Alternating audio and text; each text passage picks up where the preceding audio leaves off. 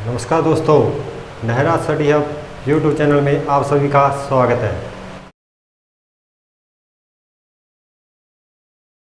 अपनी live classes start हो चुकी हैं दोस्तों, तो आपको कैसा लग रहा है अपनी राय कमेंट बॉक्स में ज़रूर बताएं और इस चैनल को ज़्यादा से ज़्यादा शेयर करें। और आपको जानकारी दे दूं दोस्तों कि अपनी धीरे धीरे सभी क्लासें इसी तरह ऑनलाइन स्टार्ट होने जा रही हैं और आप भी बढ़ चढ़ कर इस चैनल का सहयोग करें और अपने मित्रों के साथ इस चैनल को जरूर शेयर करें। दोस्तों, अपने हिंदी में कर रहे थे विकारी शब्द, विकारी और अविकारी शब्द। विकारी शब्द अपने दोस्तों पूरे हो चुके हैं। विकारी शब्दों में अपने सबसे पहले किया था संज्ञा, सर्वनाम, क्रिया और विशेषण। और आज अपने बात करने जा रहे हैं अविकारी शब्दों के बारे में। तो चलिए देखते हैं।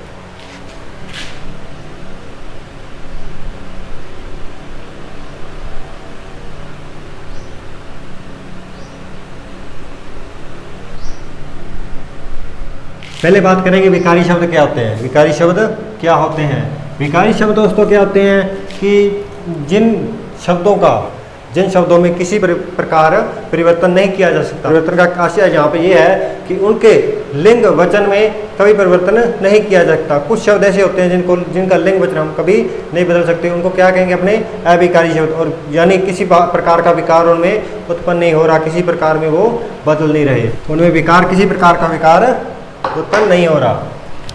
वे शब्द, अब इसमें बात करेंगे, वे शब्द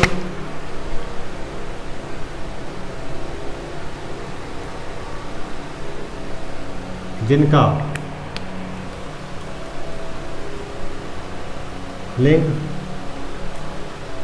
वचन परिवर्तन नहीं होता।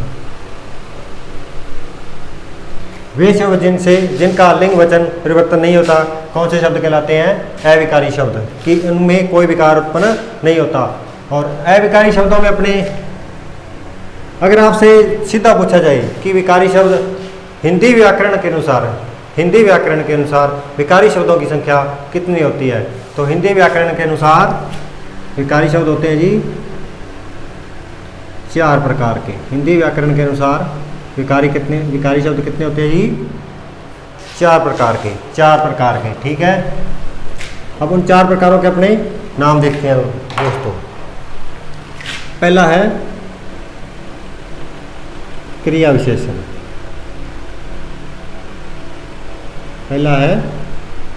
विशेषण। दूसरा अगर अपने बात करें तो संबंध बोधक।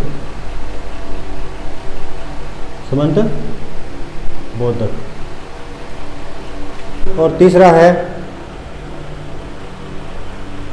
समुच्चय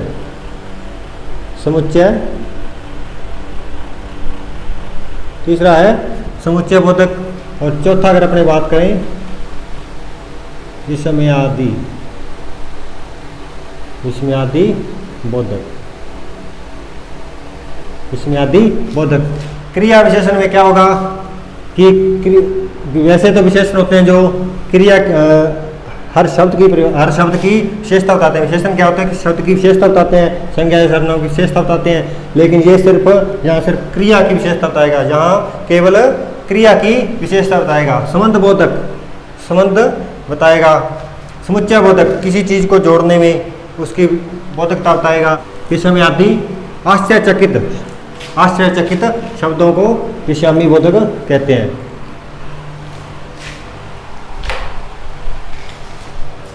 विषमयादि बोधक कहते हैं। अब आप आगे अपनी बात करते हैं। पहला पॉइंट, वैसे कई जो रचनाकार होते हैं या व्याकरण के जो ज्ञाता हैं वो इसके एक और भी पॉइंट बताते हैं, निपात के नाम से। ठीक है, लेकिन अगर व्याकरण के अनुसार अपने बात करें दोस्तों, व्याकरण के अनुसार अगर बात करें विकारी शब्दों की, तो वो सिर्फ 4 होते हैं। कौन कौन सा? क्रिया विशेषण, संबंध बोधक, समुच्चय बोधक और विषमयादि बोधक। तो अब आगे अपनी बात करते हैं क्रिया विशेषण के बारे में। तो चलिए देखते हैं दोस्तों।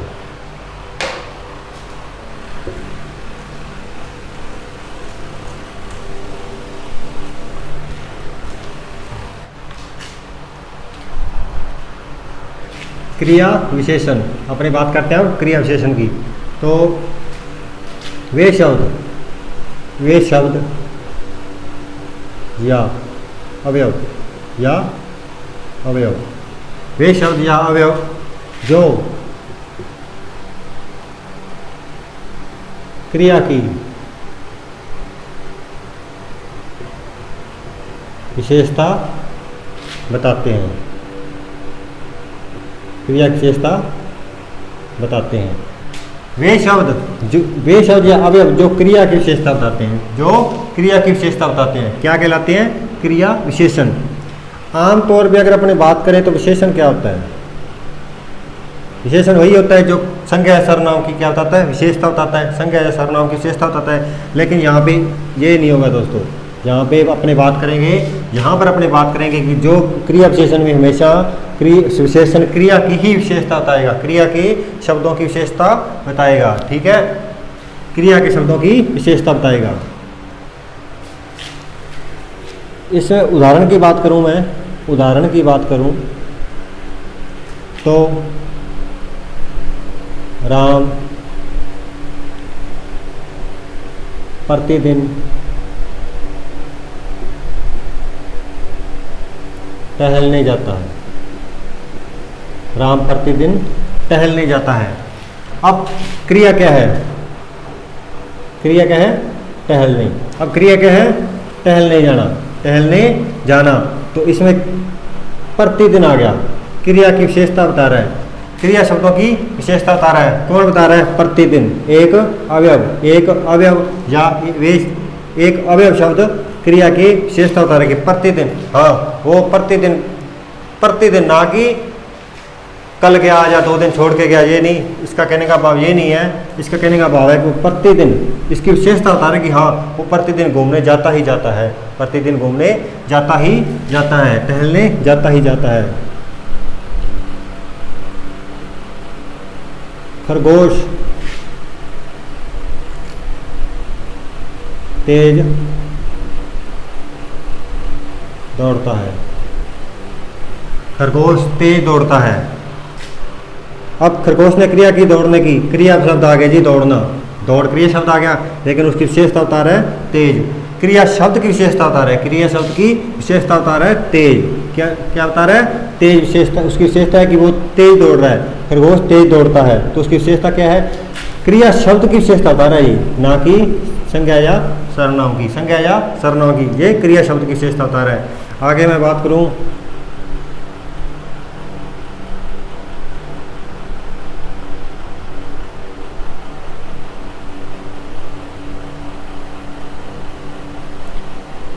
रमेश अच्छा पढ़ता है। रमेश ने क्रिया की पढ़ने की, और पढ़ कैसा रहा है? अच्छा।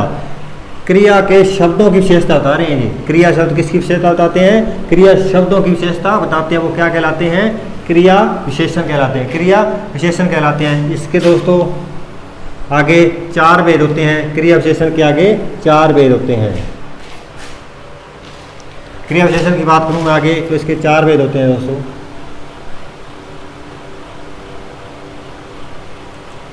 क्रिया विशेषण की मैं बात करूं तो इसके 4 भेद होते हैं। पहला रीतिवाचक, है जी रीतिवाचक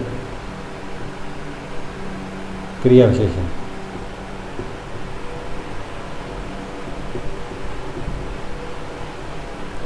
दूसरा अगर बात करें तो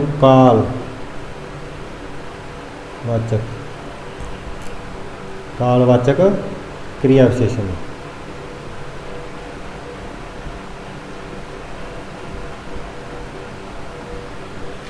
तीसरा अगर बात करें परिमाण,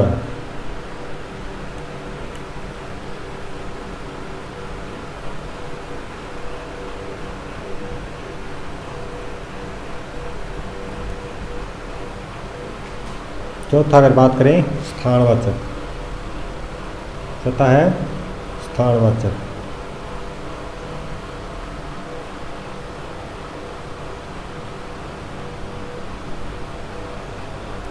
चौथा है दोस्तों स्थानवाचक क्रिया विशेषण। 4 भेद होते हैं इसके। पहला रीतिवाचक क्रिया विशेषण, दूसरा कालवाचक क्रिया विशेषण, तीसरा परिमाणवाचक क्रिया विशेषण और चौथा स्थानवाचक क्रिया विशेषण। पहले अपने विकारी शब्दों में एक बात कही थी कि लिंग वचन नहीं बदल सकते, अपने विकारी शब्दों के लिंग वचन नहीं बदल सकते। तो विकारी शब्द इसमें कौन से हैं जी? क्या प्रतिदिन का, मैंने कहा लड़का, लड़का से लड़की हो गई, लड़का से मैंने कहा लड़का, तो ये लड़की हो गई, लिंग बदला गया इसका, लड़का से लड़की हो गई। तो अगर इनका लिंग वचन अपने बदल दिया तो ये अविकारी शब्द है, ये विकारी शब्द है। तो आप प्रतिदिन का लिंग वचन बदल सकते हो? नहीं बदल सकते। तेज का लिंग वचन बदल सकते हो? नहीं बदल सकते।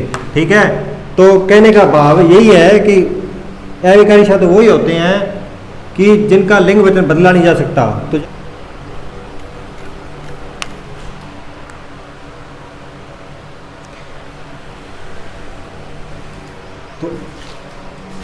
अपने बात कर चुके थे, 4 इसके भेद होते हैं। कौन कौन से? ऋत्विवाचक क्रिया विशेषण, कालवाचक क्रिया विशेषण, परिमाणवाचक क्रिया विशेषण और स्थानवाचक क्रिया विशेषण। आगे अपने बात करते हैं इसमें दोस्तों ऋत्विवाचक क्रिया विशेषण में। तो चलिए देखते हैं।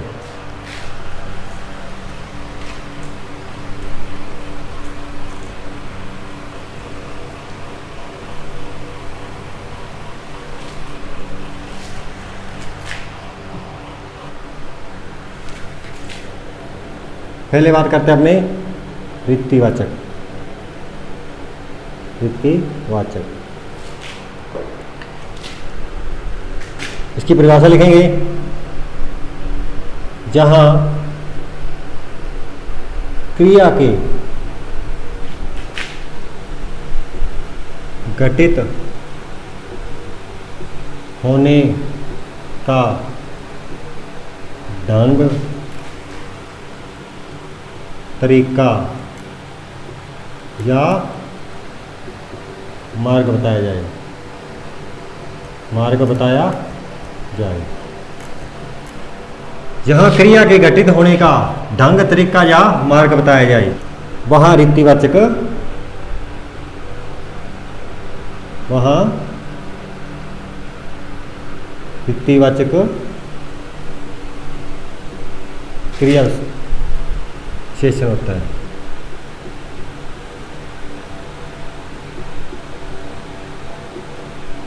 क्या भाव है इसके कहने का कि किसी क्रिया के घटित होने का ढंग, तरीका और मार्ग बताया जाए। अगर इसकी पहचान करें, इसकी पहचान करना सीखें तो वाक्य में कैसे प्लस क्रिया, कैसे प्लस क्रिया। अगर अपने वाक्य इस ऋत्विवाचक का पता लगाना हो वाक्य में, ठीक है, तो क्या करेंगे? अपने वाक्य के आगे कैसे प्लस में क्रिया जोड़ देंगे। जो वाक्य में क्रिया दी होगी तो हमें इसी ऋत्विवाचक का पता चल जाएगा। तो इसको उदाहरण से समझते हैं। और कुछ इसमें यदि कोई शब्द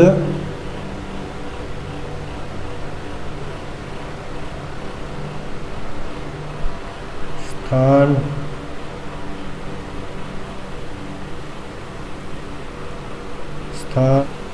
काल या परिमाणवाचक में नहीं आता,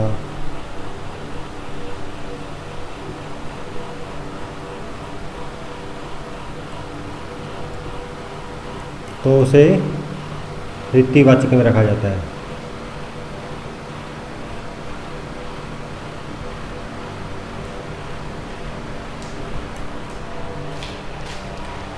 यदि कोई शब्द स्थान, काल या परिणामवाचक में नहीं आता तो उसे ऋत्विवाचक में रखा जाता है। इसके 4 भेद थे क्रिया विशेषण के, ऋत्विवाचक, स्थानवाचक, कालवाचक और परिमाणवाचक। अगर इन तीनों में कोई शब्द नहीं आया तो उसको किस में रखा जाएगा? ऋत्विवाचक में रखा जाएगा। अब इसके कुछ उदाहरण देखते हैं अपने।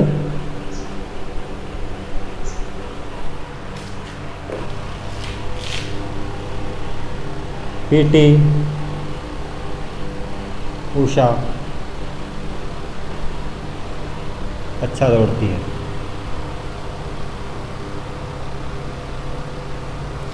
पीटी उषा अच्छा दौड़ती है। पीटी उषा अच्छा दौड़ती है। यहाँ क्रिया के घटित होने का ढंग या तरीका हमें बताया जाए, ढंग, तरीका या मार्ग बताया जाए। अब पीटी उषा संज्ञा आ गया, नाम आ गया उसका, क्रिया उसने की दौड़ने की, और उसके हमें बताया जा रहा है कि वो कैसा दौड़ती है। ढंग, कैसा ढंग से बताया जा रहा है, कैसा तरीका बताया जा रहा है, कैसा मार्ग बताया जा रहा है कि वो तेज दौड़ती है। उसका कैसा मार्ग बताया जा रहा है, कैसा ढंग बताया जा रहा है कि दौड़ने का, कि वो अच्छा दौड़ती है। समझ आ गया। अब आगे अपने और उदाहरण लेते हैं इसमें।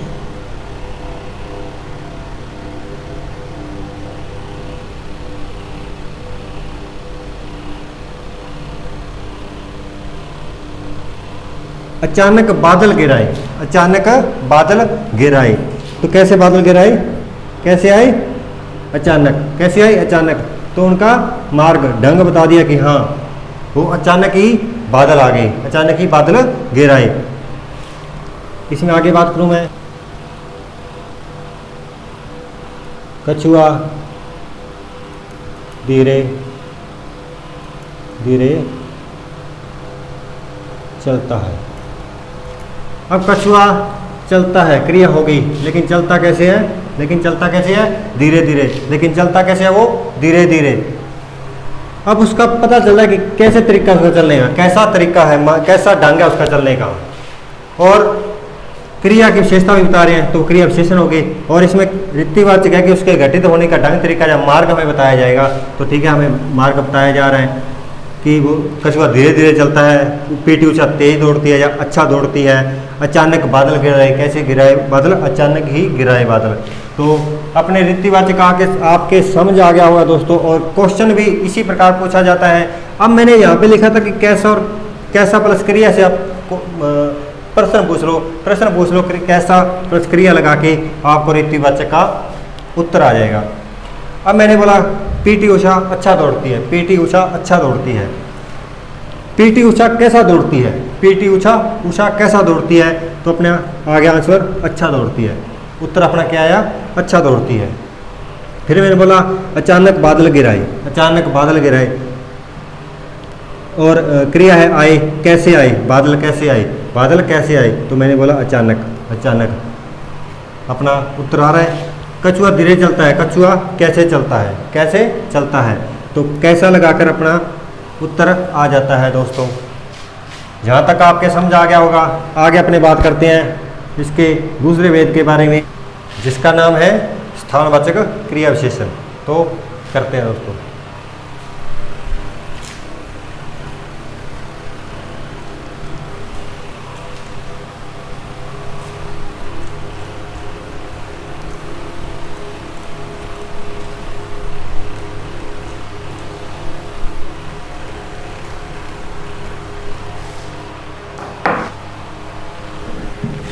दूसरा है दोस्तों अपने स्थानवाचक।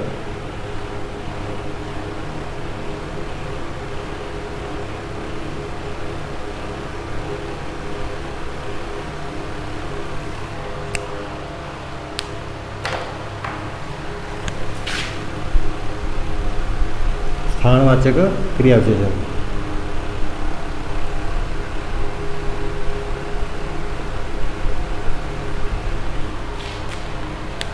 अगर अपने इसकी बात करें, क्रिया विशेषण की, तो वे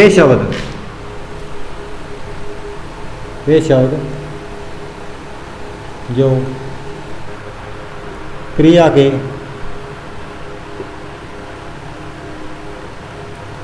घटित होने का स्थान बताते हैं, स्थान बताते हैं। कौन से शब्द कहलाते हैं वो, स्थानवाचक। स्थानवाचक क्रिया विशेषण कहलाते हैं। क्या भाव है इसका कहने का कि वे शब्द जो क्रिया के घटित होने का स्थान बताते हैं। कैसे स्थान बताते हैं दोस्तों, कैसे स्थान बताते हैं, तो उसको उदाहरण से अपने समझते हैं।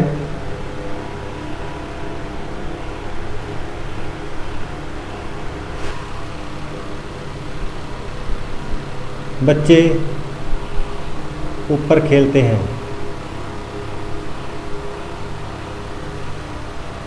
बच्चे ऊपर खेलते हैं। अब मैंने एक वाक्य लिखा कि बच्चे ऊपर खेलते हैं। अब बच्चे खेल रहे हैं, क्रिया हो रही है खेलने की, और मैंने स्थान बता दिया कि बच्चे ऊपर खेल रहे हैं, बच्चे ऊपर खेल रहे हैं। क्रिया के वे शब्द जो क्रिया के घटित होने का स्थान बता रहे हो कि क्रिया कहाँ घटित हो रही है, ऊपर, कि बच्चे कहाँ खेल रहे हैं, ऊपर। अब मैंने लिखा अब वहाँ अकेला मजदूर था। अब वहाँ अकेला मजदूर था। अब वहाँ अकेला मजदूर था, कहाँ, वहाँ। स्थान बता दिया कि मैं वहाँ गया था, वहाँ जब मैं गया तो वहाँ एक अकेला ही मजदूर था, बाकी सब चले गए थे। अब वहाँ अकेला मजदूर था, मैंने एक स्थान के बारे में उनको एक स्थान के बारे में इशारा कर दिया है कि वहाँ जब मैं गया तो एक वहाँ अकेला एक मजदूर था। आगे बात करते हैं, तुम बाहर बैठो, तुम बाहर बैठो, तुम बाहर बैठो, तुम बैठो कहाँ, बाहर, बाहर। और उसके स्थान के बारे में हमें संचेत करा दिया, बोध करा दिया स्थान का कि कहाँ बैठो, बाहर बैठो। बैठो तो किस में आता है ये, स्थानवाचक क्रिया विशेषण, स्थान का बोध करवाता है, स्थानवाचक क्रिया विशेषण में आता है। आगे अपनी बात करते हैं दोस्तों पॉइंट नंबर 3 की।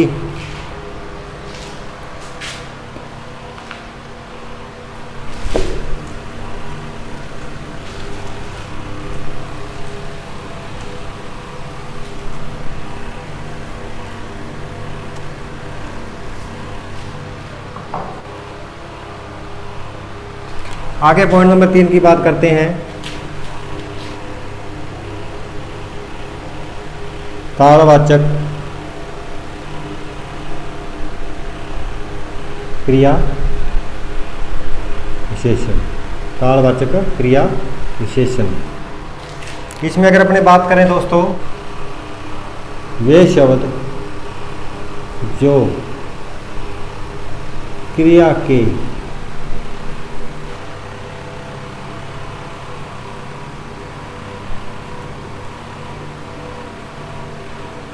घटित होने का काल बताते हैं। वे शब्द जो क्रिया के घटित होने का काल बताते हैं, क्या कहलाते हैं वो, कालवाचक क्रिया विशेषण। इसकी अगर पहचान करनी हो, हमें इसकी पहचान करनी हो तो क्या करेंगे अपने, क्या करेंगे, कब प्लस क्रिया वाक्य में जोड़ देंगे, इसकी पहचान हमें हो जाएगी। इसकी पहचान करनी हो तो कब क्रिया से अगर अपने प्रश्न करें, क्रिया से प्रश्न करें कब प्लस क्रिया में, तो हमें इस विधिवाचक का उत्तर मिल जाता है। प्रश्न करें विधिवाचक का उत्तर मिल जाता है। इसमें अगर अपने अब उदाहरण देखते हैं,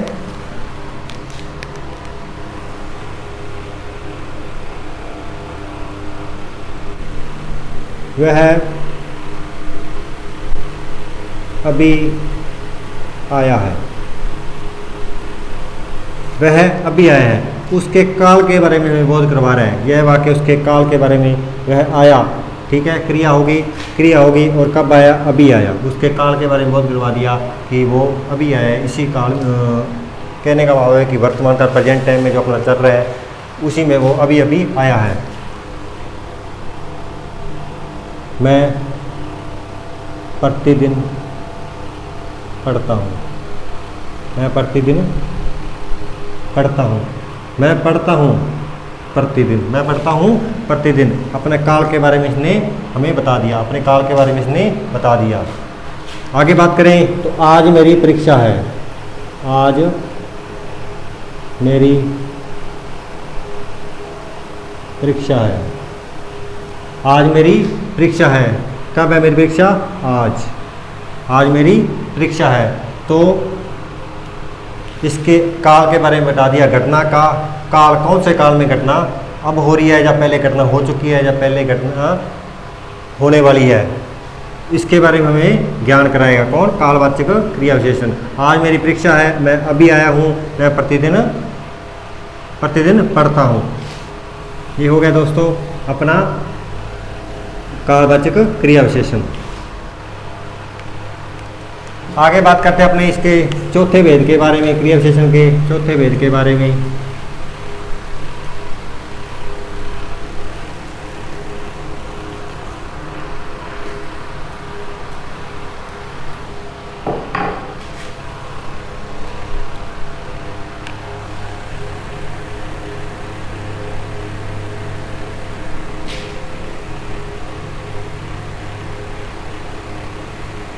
परिमाणवाचक क्रिया विशेषण।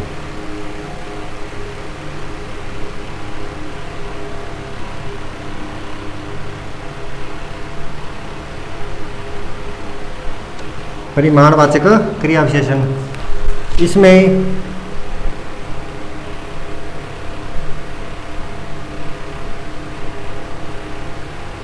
वे शब्द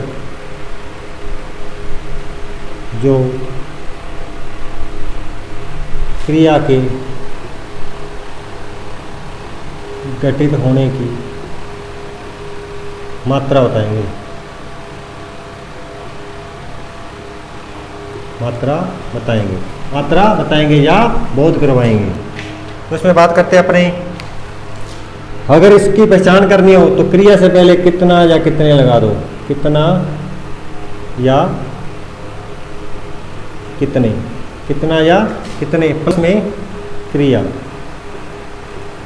क्रिया से कितना या कितने लगाकर प्रश्न पूछ लो तो अपनी परिणामवाचक क्रिया का उत्तर आ जाता है और पहचान हो जाती है कि इसमें परिमाणवाचक क्रिया विशेषण है।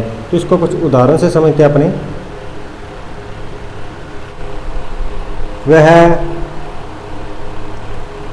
बहुत कम बोलता है, वह बहुत कम बोलता है, वह बहुत कम बोलता है, वह बोलता है बहुत कम। क्या आप इसकी मात्रा को तोल सकते हो कि वो बहुत कम बोलता है, आधा किलो बोलता है, पाइया बोलता है या 2 किलो बोलता है? उसकी मात्रा को अपने नहीं पता लगा सकते। राम अधिक बोलता है, राम अधिक बोलता है,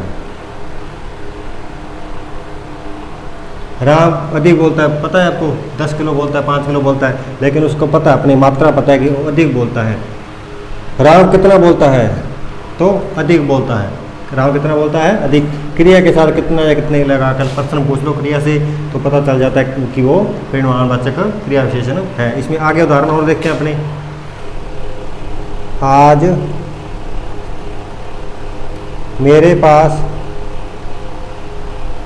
मेरे पास कम रुपए हैं, कम रुपए हैं, मेरे पास कम रुपए हैं, मेरे पास कितने रुपए हैं, कितने प्लस क्रिया लगा लो, मेरे पास कितने रुपए हैं, मेरे पास कम रुपए हैं, कम। अब अगर बताता कि मेरे पास 10 है या 20 है फिर तो अपने संख्यावाचक में हो जाता वो संख्या में, लेकिन इसमें परिमाण है, संख्या नहीं है, इसमें परिमाण है जिसको अपन गिन नहीं सकते लेकिन मात्रा बता सकते हैं। मात्रा है जिसके कम रुपए हैं, कम रुपए है, उसकी मात्रा का ध्यान लगेगा, उसको गिन नहीं सकते, उसकी मात्रा का हमें ध्यान चलेगा। क्रिया के घटित होने की केवल मात्रा बताएंगे या मात्रा का बोध कराएंगे, वे शब्द क्या कहलाते हैं? परिमाणवाचक क्रिया विशेषण कहलाते हैं। तो आज के लिए इतना ही दोस्तों। अगर ये क्लास आपको अच्छी लगी तो कमेंट बॉक्स में ज़रूर बताएं और इस चैनल को लाइक, शेयर और सब्सक्राइब ज़रूर करें और आपका सहयोग हमारी सफलता है। और इसी तरह निःशुल्क आपको पूरे बैच पढ़ाया जाएगा। धन्यवाद दोस्तों, जय हिंद।